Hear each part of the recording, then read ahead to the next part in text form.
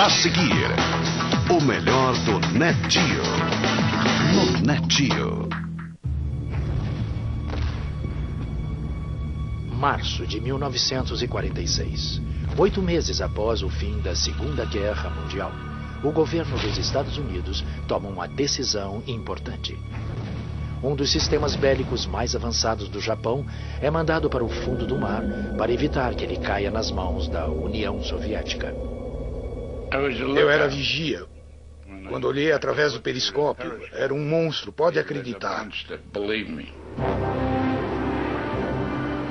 No auge da guerra, enquanto cientistas americanos lutavam para desvendar o mistério da energia atômica e os nazistas desenvolviam mísseis balísticos para atacar cidades a centenas de quilômetros de distância, o Japão também criou uma arma secreta, feita para bombardear cidades americanas e levar os Estados Unidos à rendição.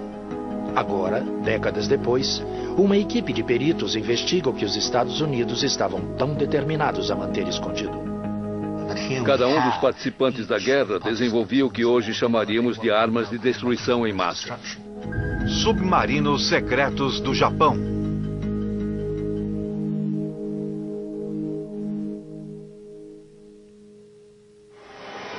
Próximo à ilha de Oahu, exploradores submarinos da Universidade do Havaí praticam um mergulho de treinamento, manobrando os submarinos de pesquisa em águas profundas. Posição, 10 minutos, 24 graus.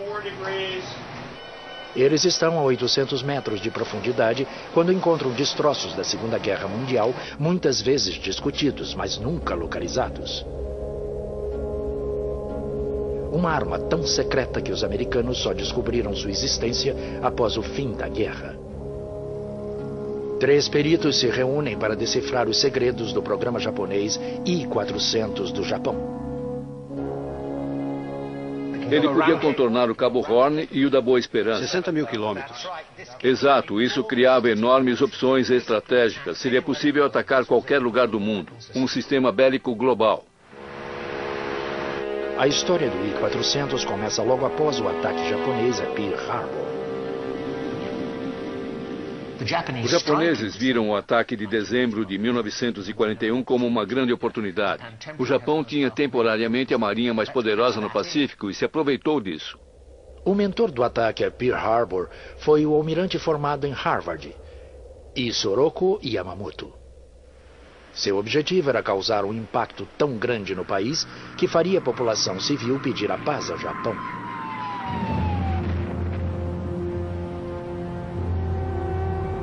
O ataque a Pearl Harbor provocou o naufrágio de 5 encoraçados e danificou 3 destroyers e inúmeras embarcações menores. Mas por sorte dos americanos, seus 3 porta-aviões estavam em alto mar no dia do ataque. Esse não foi o único erro no plano de guerra japonês. Eles também calcularam mal a disposição americana de revidar. Um dia após o ataque a Pearl Harbor, os Estados Unidos declararam guerra ao Japão. Longe de perder o ânimo, os americanos começam a recuperar sua frota danificada e dedicam seus vastos recursos a derrotar o Japão. Se o Japão quiser levar os Estados Unidos à mesa de negociações, Yamamoto precisa encontrar uma forma de manter o inimigo na defensiva, desmoralizar a população civil e tornar a guerra custosa demais para os Estados Unidos. E ele deve ser rápido. A base industrial americana estava entrando em uma economia de guerra e ele via o significado disso. Tinha uma compreensão total da capacidade limitada da sociedade japonesa em comparação com a grande capacidade da sociedade americana. Pessoalmente, ele não concordava com uma guerra contra os Estados Unidos, porque ele sabia que não daria para vencer. Mas, ao mesmo tempo, com sua capacidade como comandante em chefe das forças navais, ele tinha de encontrar uma estratégia para tornar a guerra contra os Estados Unidos uma proposição viável. Nos meses seguintes a Pearl Harbor, Yamamoto busca desesperadamente formas de levar a guerra ao coração dos Estados Unidos, mesmo estando a milhares de quilômetros de distância. Ele observa os sucessos dos U-boats alemães, submarinos nazistas que atacavam navios no Atlântico. De janeiro a julho de 1942, submarinos alemães afundam 397 navios que levavam milhões de toneladas de carga destinadas à Grã-Bretanha. Alguns foram atingidos por torpedos próximos da costa americana. Se os submarinos alemães podem chegar tão perto da costa leste dos Estados Unidos, por que os japoneses não poderiam atacar a costa oeste?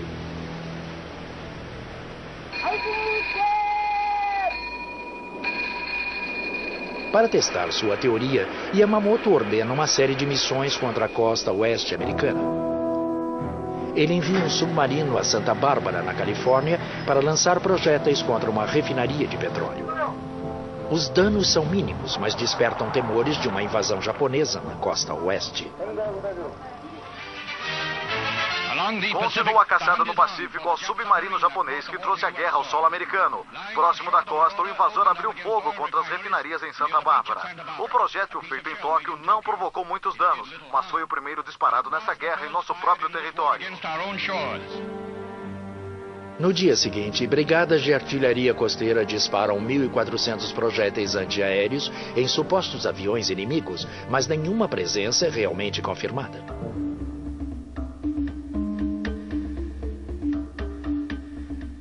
A reação extrema faz Yamamoto acreditar que uma série de ataques ao solo americano poderia ter um profundo impacto e talvez levar a população a se posicionar contra a guerra. Mas para executar o plano, ele precisará de um poder de fogo muito maior que o oferecido por um pequeno submarino. O ideal seria um porta-aviões com uma frota de bombardeiros, mas com os americanos em alerta seria impossível se aproximar da costa oeste. Yamamoto tem então uma ideia que irá revolucionar as regras da guerra. Ele combinará o poder de fogo de um porta-aviões com a discrição de um submarino, criando a super-arma de que os japoneses precisam para mudar o rumo do conflito.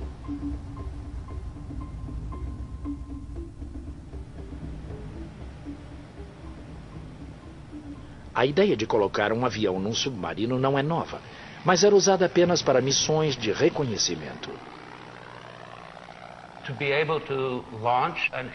O lançamento de uma aeronave que pudesse voar uns 80 quilômetros em cada direção permitia ao capitão estender a visão muito além do horizonte. Mas Yamamoto pretende usar a aeronave como uma arma ofensiva, não apenas como instrumento de reconhecimento. Ele ordena outro teste. Desta vez, um pequeno avião lançado de submarino lança 5 bombas sobre Oregon na tentativa de iniciar um incêndio florestal. O incêndio não acontece, mas a missão convence Yamamoto que um submarino é capaz de passar pelas defesas costeiras e atacar a população civil. Se apenas uma aeronave é capaz de provocar pânico, talvez uma frota inteira possa levar terror a todo o país. Se fossem capazes de chegar ao destino e lançar um ataque aéreo sem serem detectados, os japoneses teriam uma vantagem que nenhuma outra marinha ou aeronáutica teve durante a guerra. Yamamoto ordena que os engenheiros projetem uma frota de porta-aviões submarinos capazes de navegar despercebidos pelo Pacífico, de onde lançariam uma esquadrilha de bombardeiros de última geração para atacar cidades da costa oeste e desaparecer sem deixar vestígios, a exemplos dos U-boats alemães. Mas Yamamoto tem planos maiores para seu super submarino. Ele quer que a nova arma aterrorize e desestabilize os Estados Unidos com ataques a Manhattan e talvez até a capital.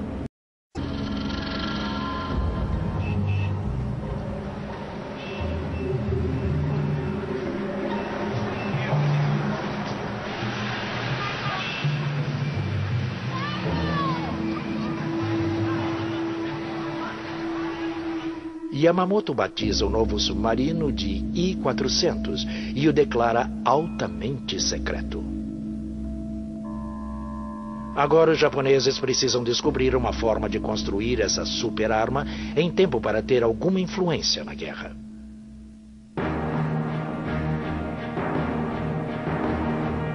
Enquanto o Japão põe seu plano em andamento, os Estados Unidos aceleram os trabalhos em uma arma secreta própria, o chamado Projeto Manhattan, a fabricação da bomba atômica.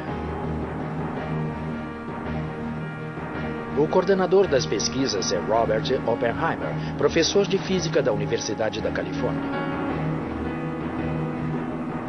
Ele reúne os melhores engenheiros e físicos do país para solucionar os enormes desafios técnicos de partir o átomo e criar uma verdadeira arma de destruição em massa.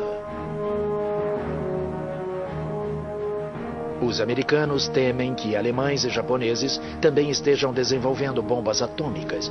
Por isso, o tempo é fundamental.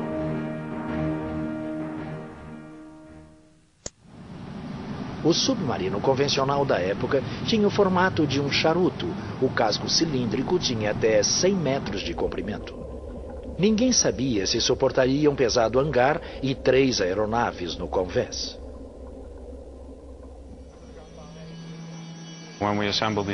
Quando montarmos essas peças, teremos um modelo de submarino correspondente em escala a um submarino real, cujo comprimento é 10 vezes maior que a largura.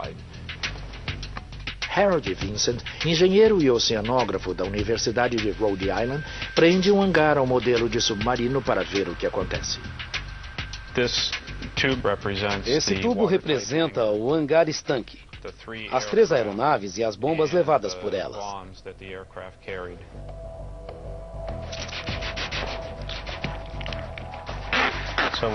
Vamos fechar o hangar aqui e ver o que acontece na água.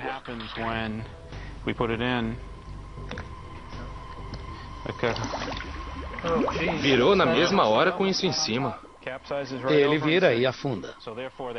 Eles tinham que bolar outra forma para sustentar um hangar tão pesado, com todos os aviões fora da água. Os projetistas japoneses tinham de achar uma forma de abrigar os aviões sem afetar o equilíbrio delicado do submarino. Vai precisar de um hangar bem grande, começando ali, passando pela superestrutura e terminando por aqui. O que fazer com a área de navegação aqui? Precisa mover para a lateral e em cima também. Isso é bem maior. Isso vai levar aviões bem grandes, não é longo o bastante, então precisa de um convés de voo bem mais comprido. Assim teremos um submarino bem mais comprido. É uma transformação em todo o conceito do submarino. A guerra no Pacífico não está se desenrolando conforme o esperado. Yamamoto ataca a frota americana em Midway, base fundamental no Pacífico. Seu objetivo é afundar os porta-aviões que não atingiu em Pearl Harbor. Se for bem sucedido, ele poderá garantir o domínio no Oceano Pacífico. Após 3 dias de batalhas intensas, bombardeiros americanos afundam todos os 4 porta-aviões de Yamamoto. É uma derrota devastadora para o Japão. Com a frota de porta-aviões dizimada, a necessidade de uma arma capaz de lançar aeronaves sem ser detectada se torna crítica. Mas antes, é preciso vencer o desafio técnico de fazer um submarino que não embarque. Passe a fita na outra ponta e depois aqui. Eles encontram uma solução inovadora. Agora tentaremos esse modelo com casco duplo.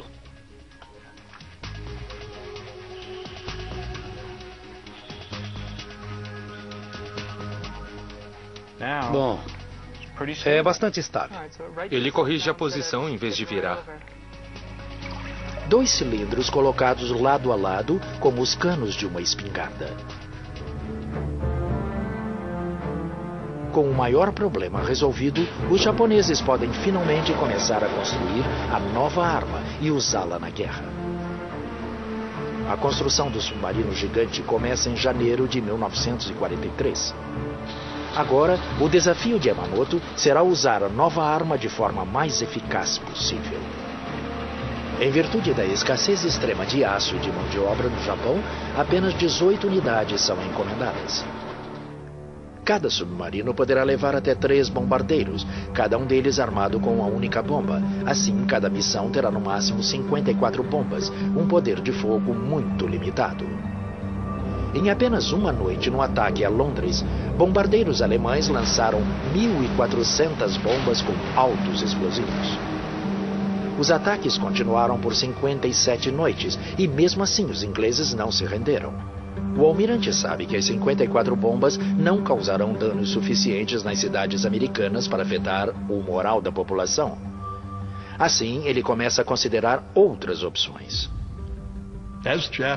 Quando os japoneses começaram a buscar formas de causar maiores danos aos Estados Unidos, numa tentativa de conter nosso avanço ou nos obrigar a negociar a paz, os japoneses pensaram em usar Jeremys contra as cidades americanas. Isso foi discutido, e a forma mais óbvia de se conseguir isso seria através de uma aeronave lançada por um submarino. Para otimizar o poder de fogo da pequena frota, os japoneses passam a procurar um novo tipo de bomba, algo que pudesse matar milhares em um único ataque e levar os Estados Unidos à rendição. O exército japonês estava trabalhando nisso na Manchúria, em circunstâncias terríveis. E certamente a marinha japonesa tinha o interesse de usar antrax em bombas. E os membros mais radicais no exército e na marinha defendiam esse plano insano. O Japão já havia demonstrado a disposição em usar armas biológicas. O comandante Shiro Ishii, do Exército Imperial, comandava a Unidade 731, um programa secreto de guerra biológica e química que vinha fazendo experiências com civis chineses desde os anos 30. Pulgas infestadas com a peste bubônica, criadas em laboratório, foram lançadas entre habitantes de vilarejos. Outras portavam antrax e cólera. Homens e mulheres foram infectados com doenças venéreas. Cerca de 200 mil chineses morreram como resultado desses terríveis experimentos. Alguns líderes militares japoneses protestaram contra o uso de armas biológicas por questões humanitárias. Mas, sem dúvida, uma arma de destruição em massa lançada em uma cidade americana causaria inúmeras baixas e seria muito mais eficaz para disseminar o terror entre a população do que uma bomba convencional.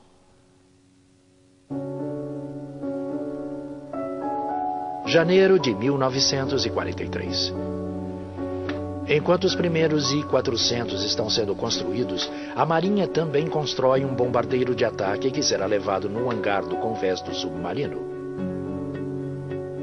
A nova aeronave é chamada Seiran, que significa tempestade em um dia calmo.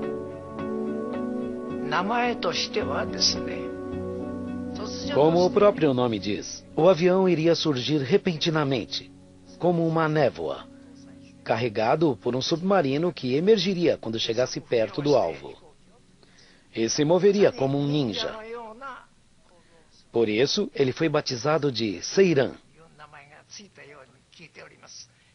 É um nome bastante poético. O tenente Atsushi Asamura é o último piloto sobrevivente da esquadrilha de elite Seiran. É uma cerimônia shintoísta anual. Ele tem a chance de homenagear os colegas perdidos. Atsushi recorda a emoção de participar do projeto ultra secreto. Ficamos muito surpresos quando vimos o Seiran pela primeira vez. É realmente um avião que pode ser levado num submarino? Pensei. Acredito que pouca gente sabia sobre ele dentro da Marinha japonesa. Os vários testes e experimentos foram feitos sob sigilo máximo. O novo Seiran seria uma importante adição ao arsenal de aviões de guerra do Japão. Ele levaria uma bomba de 800 quilos e teria um motor de 1.400 cavalos, atingindo a velocidade máxima de quase 500 km por hora. mas os projetistas japoneses enfrentam um novo desafio. Embora o I-400 seja mais largo que qualquer outro submarino da época, o hangar montado no convés tem apenas 3,5 metros de diâmetro. Este é o hangar do I-400, onde a aeronave teria de entrar. E aqui temos uma vista transversal do Seiran.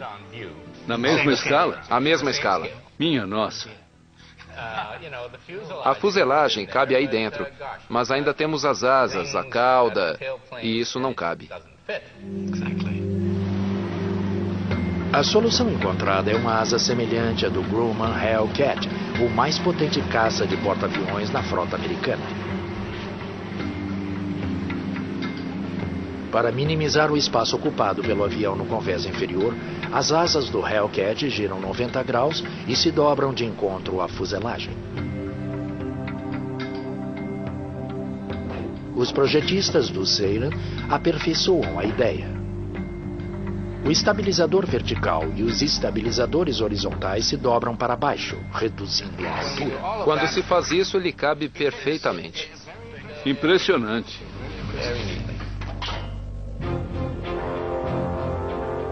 Mas há outro problema que os projetistas japoneses precisam resolver. Quando o submarino chega ao seu destino, cada uma das aeronaves leva até 20 minutos aquecendo o motor antes da decolagem. Se os motores forem ligados no hangar enquanto o submarino está submerso, a tripulação ficará exposta aos efeitos letais do monóxido de carbono. Mas se os motores forem aquecidos na superfície, os aviões ficarão expostos a radares e ataques aéreos. Se os japoneses não encontrarem uma solução, o submarino perderá a utilidade. Em um pequeno aeroporto em Connecticut, Craig McBurney investiga os desafios ligados aos motores de combate de alto desempenho da Segunda Guerra Mundial. Este é o seu projeto principal, um raro motor de 28 cilindros de um Corsair, um caça usado em porta-aviões americanos. Ele é maior que o motor do Seiran, mas tem um problema em comum. Vou acionar a hélice. Acionando a hélice. Acionando a hélice. Não está ligando. Às vezes o motor nem liga. Uma nova tentativa e o motor começa a funcionar, mas são necessários mais 20 minutos até que esteja plenamente aquecido. Para a tripulação japonesa no I-400, um atraso desses poderia significar desastre. O óleo está viscoso porque não aqueceu e sabemos como são críticas as tolerâncias dentro do motor de uma aeronave. Como são pequenas as passagens e faria uma grande diferença tentar bombear aquele óleo espesso através do motor de uma aeronave. Tudo se resume à viscosidade do óleo de motor quando está frio. Mas e se o óleo pudesse ser pré-aquecido? É o mesmo óleo que foi aquecido com um pré-aquecedor. Escorre como água. Vejam a diferença. Assim, os engenheiros japoneses criaram uma solução engenhosa. Um tanque separado para pré-aquecer o óleo do motor. O óleo está sempre aquecido e pronto para ser bombeado para os cilindros e válvulas. A mesma tecnologia usada por Craig em seu motor de Corsair. Dentro desse recipiente temos o tanque de óleo principal para alimentar o motor. E também instalamos nosso próprio tanque com aquecedor embutido. Acionando a hélice. Acionando a hélice. Pode ligar.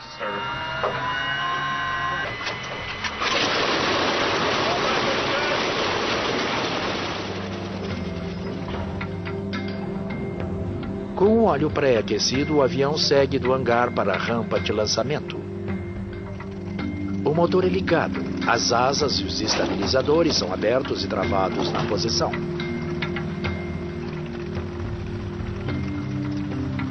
Os flutuadores são instalados e o avião parte em sua missão. Treinávamos muito, tentando reduzir o tempo de lançamento, nem que fosse em 1 segundo. O primeiro avião era lançado. Depois o segundo e então o terceiro. O objetivo era lançar os 3 aviões o mais rápido possível. Há um último detalhe a ser acertado. o I-400 não é longo bastante para os aviões pousarem. Assim, na volta, eles pousam no mar e em seguida são erguidos por um guindaste hidráulico e colocados no convés. Com os problemas de engenharia resolvidos, o programa do I-400 parecia ter caminho livre pela frente. Mas em abril de 1943, a Marinha japonesa sofre uma perda devastadora. Os Estados Unidos planejam o assassinato do almirante Yamamoto. Seu avião é abatido sobre as Ilhas Salomão. Sem o comando do idealizador do programa, o I-400 sofre um duro golpe. A encomenda dos super submarinos é imediatamente reduzida pela metade, de 18 para 9. 1 ano e meio se passaria após a morte de Yamamoto para que sua arma inovadora se tornasse realidade. Dezembro de 1944. O primeiro I-400 está finalmente terminado. Poucos meses depois, o segundo submarino está pronto para zarpar. O super submarino leva 3 bombardeiros de mergulho em um hangar de 31 metros de comprimento. Uma catapulta de ar comprimido lança os aviões ao ar, mesmo em mar agitado.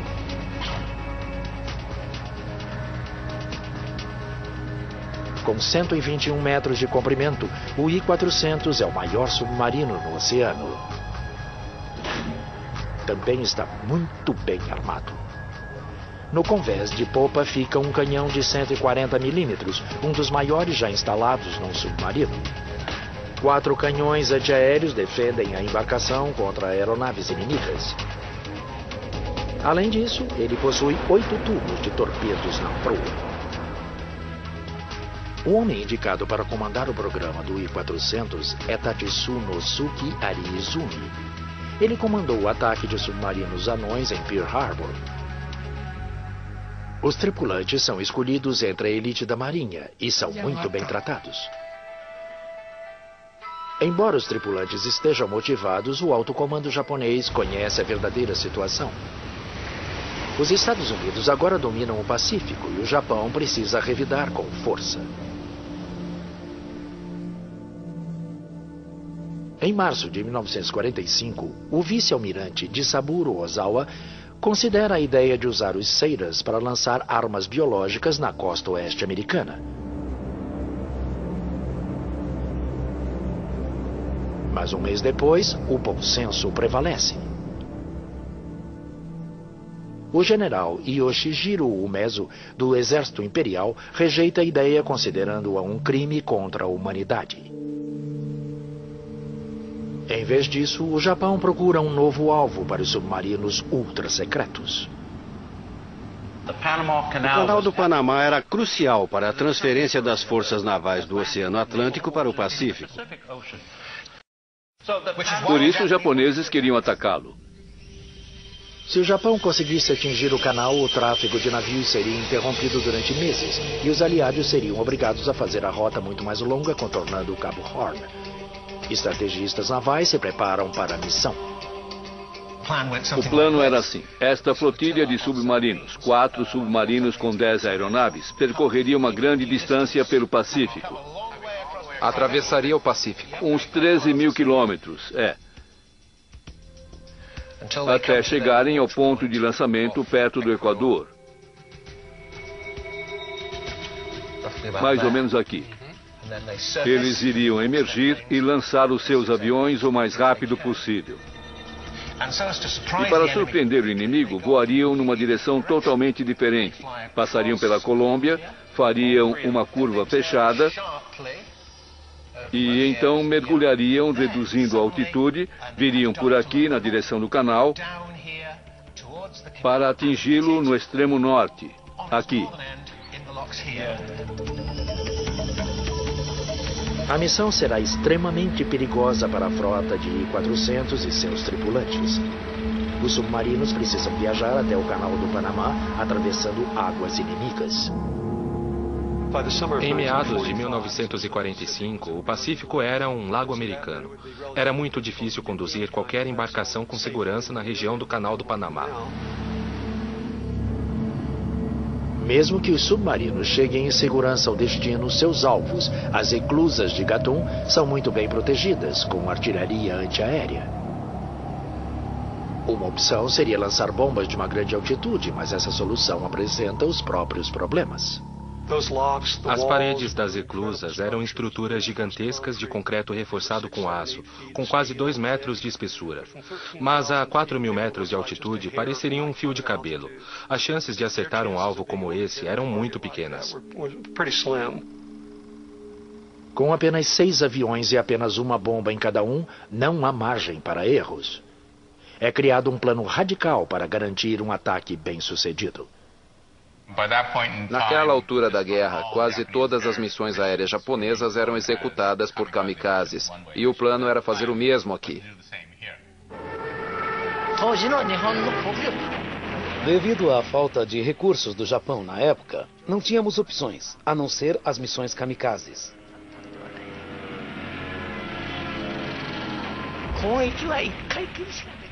Sei que é polêmico, algumas pessoas eram contra, mas não tínhamos escolha na época. Sabíamos que seria muito difícil acertar o alvo, mesmo com várias bombas. A missão suicida era a nossa única chance.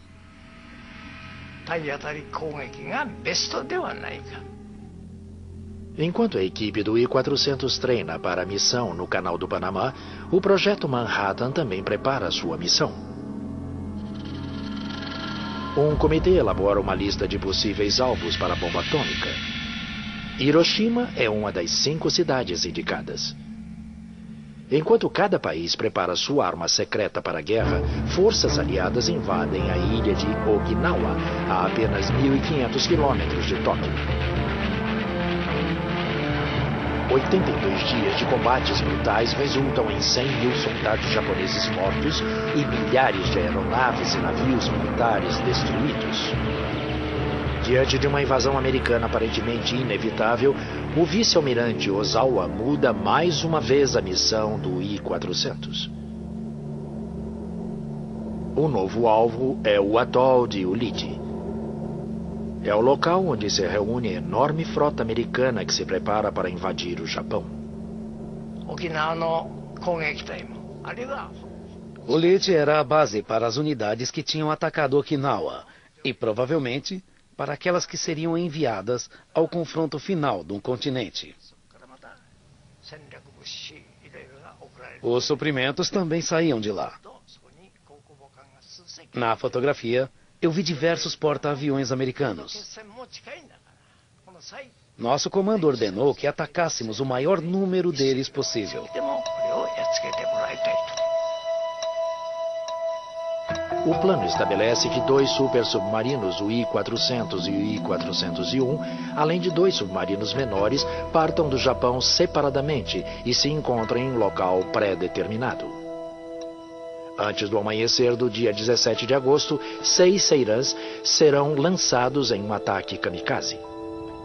Para aumentar as chances de sucesso, Ari Izumi ordena que a tripulação pinte os bombardeiros com as cores americanas, em uma clara violação das regras da guerra. Os pilotos eram contra a pintura dos aviões em cores americanas. Eles achavam desonroso, estavam dispostos a morrer, sabiam que não iam voltar. Mas a missão está repleta de problemas. A caminho de Ulithi, um dos submarinos menores é afundado por um encoraçado americano. Todos os 140 tripulantes morrem. É um sinal do que a frota terá de enfrentar. Numa tentativa de evitar navios inimigos, Ari Izumi decide fazer um desvio e muda o ponto de encontro. Mas a mensagem não chega ao destino e o grupo não se encontra. Enquanto o I-400 e o I-401 tentam revisar o plano de ataque, notícias chocantes chegam pelo rádio.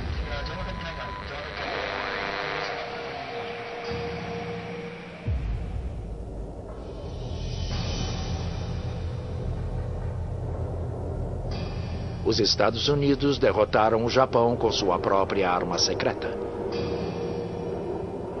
Em 6 de agosto, uma bomba atômica destrói a cidade de Hiroshima, matando 80 mil pessoas.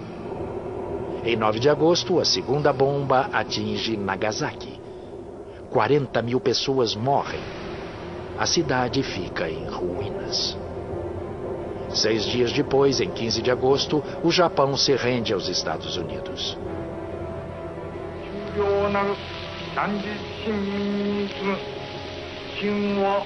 Em seu discurso pelo Rádio à Nação, o imperador Hirohito pede à população que suporte o insuportável e que tolere o intolerável. No dia seguinte, dia 16, recebemos um telegrama ordenando o cessar-fogo. Quando recebemos esse telegrama impensável, começamos a cair na realidade. A partir de então, começou um drama a bordo. Naquela época, não existia o conceito de se render e continuar vivo na Marinha Imperial. Os capitães dos 2 submarinos decidem reverter o curso e voltar ao Japão. Ninguém quer entregar as embarcações nem passar pela humilhação de ser capturado em águas inimigas.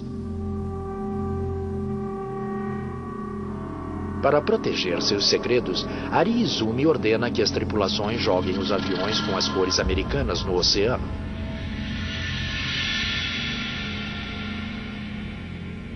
Os submarinos japoneses não têm como enfrentar a frota americana.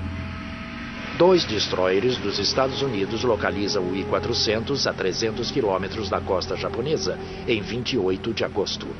O submarino gigante, por um breve momento, tenta escapar. Em seguida, se rende sem resistir. Harry Arvidsson é um dos primeiros americanos a embarcar no I-400. Quando nos aproximamos do submarino e vimos o que era, pensei, essa é a maior coisa que eu já vi. E em 29 de agosto, um submarino dos Estados Unidos, o USS II, localiza o I-401. Carlo Carlucci era um marinheiro no submarino americano. Eram 3 ou 4 da manhã quando ele foi detectado pelo radar. Ninguém sabia o que era até chegar bem perto. Tsugi Oyata estava a bordo do super submarino japonês. Não queríamos entregar aquele submarino magnífico aos Estados Unidos. Era uma vergonha sermos capazes. Embora a guerra tenha acabado, os americanos não sabem como os japoneses vão reagir. A situação era tensa, não dava para saber se eles iam disparar ou não.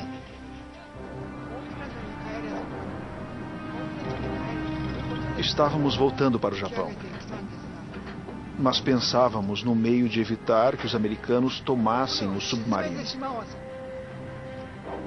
Então discutimos a possibilidade de afundá-lo próximo à costa. Mas antes que os japoneses possam executar o plano, os motores do submarino param de funcionar.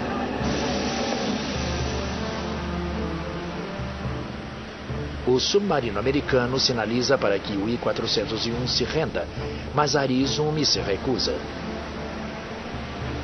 Várias horas se passam com as armas americanas apontadas para o I-401. Moneo Bando recorda como foi a captura.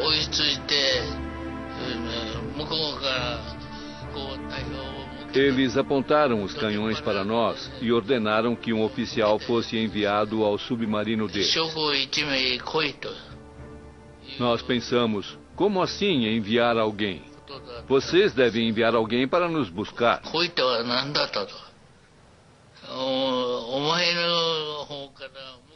Insistimos em mostrar nosso orgulho e em lidar com eles de homem para homem.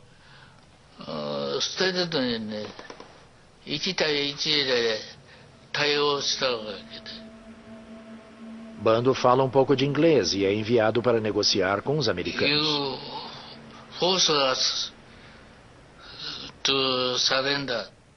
Eu disse, se formos obrigados a nos render, cometeremos suicídio.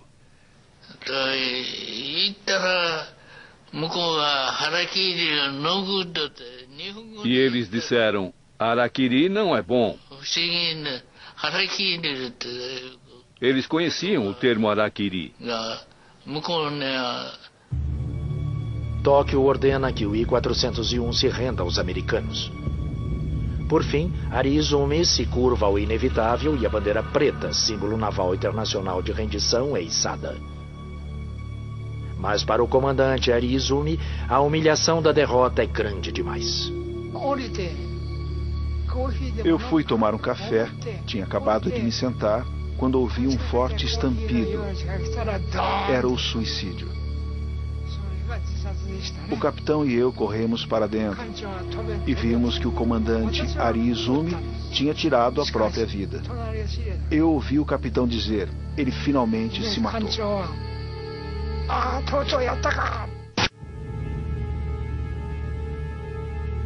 Toda a tripulação japonesa é aprisionada. Marinheiros, pilotos e equipe de apoio. Marinheiros americanos assumem o controle do submarino gigante. Eles logo percebem que estão numa embarcação diferente de tudo que já viram.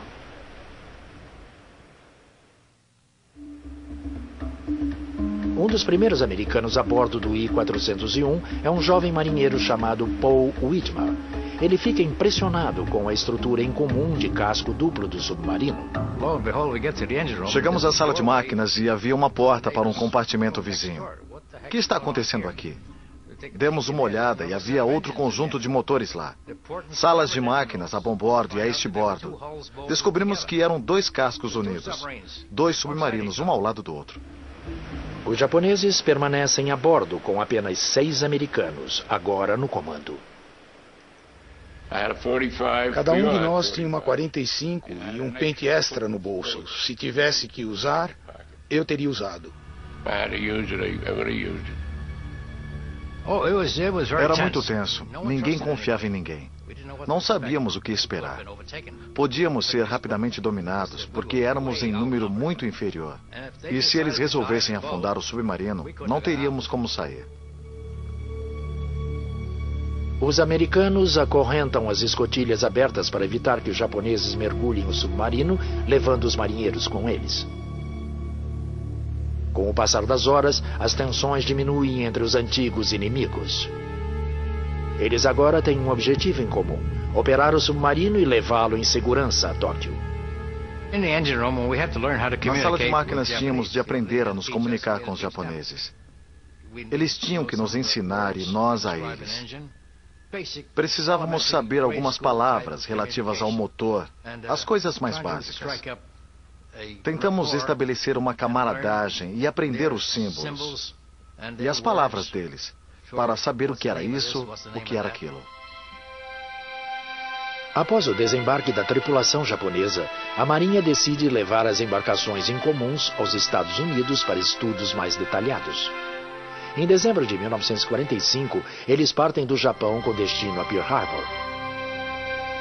Os submarinos capturados chegam um pouco depois do Ano Novo de 1946. A Marinha Americana não perde tempo e inspeciona e registra cada detalhe do design do super submarino.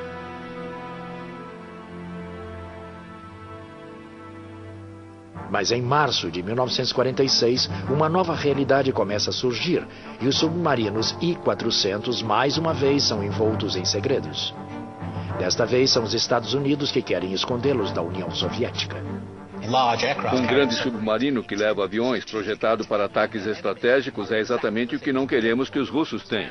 E era a Guerra Fria. Sim, o início da Guerra Fria.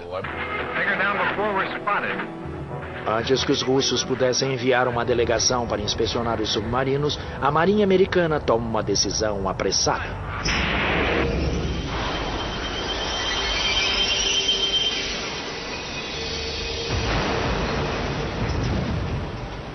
Em 31 de maio de 1946, o I-401 é fundado próximo à costa de Pearl Harbor. 2 dias depois, o I-400 junta-se a ele no fundo do mar. E com eles vão os segredos da engenharia japonesa da Segunda Guerra Mundial. Ninguém jamais conhecerá todo o seu potencial.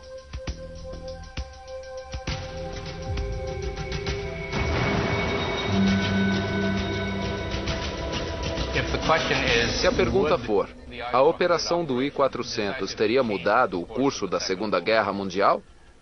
Eu acho que não. Teria complicado as coisas em 1942, mas não em 45. Exato. E o Japão se rendeu por causa da enorme superioridade material dos Estados Unidos. Os Estados Unidos estavam com disposição e desejo de usar aquele enorme poderio para se vingarem de Pearl Harbor. Mesmo que as chances de sucesso fossem pequenas, não há como se contestar que os I-400 eram armas notáveis, um triunfo da tecnologia que chegou tarde demais. Mas o mais importante foi o precedente que estabeleceram para a disputa entre submarinos na Guerra Fria no início da Era Atômica. Nos anos 50, um novo submarino americano foi lançado, possuindo uma grande semelhança com o super submarino japonês. A classe Regulus, com um hangar montado no convés para o lançamento de mísseis no lugar de aviões, abriu o caminho para os submarinos bélicos, que estão no coração de um arsenal nuclear moderno. Não acredito que antes disso alguém tenha pensado em submarinos como uma forma de atacar cidades inimigas. Essa ideia hoje é comum para o uso de armas nucleares dos Estados Unidos, França, Grã-Bretanha e até Rússia. Mísseis com ogivas nucleares lançados por submarinos para atacar cidades inimigas. Ao transformar os submarinos em armas ofensivas voltadas para atacar populações civis, o I-400 mudou para sempre a forma como as guerras seriam travadas. Versão Marshmallow São Paulo.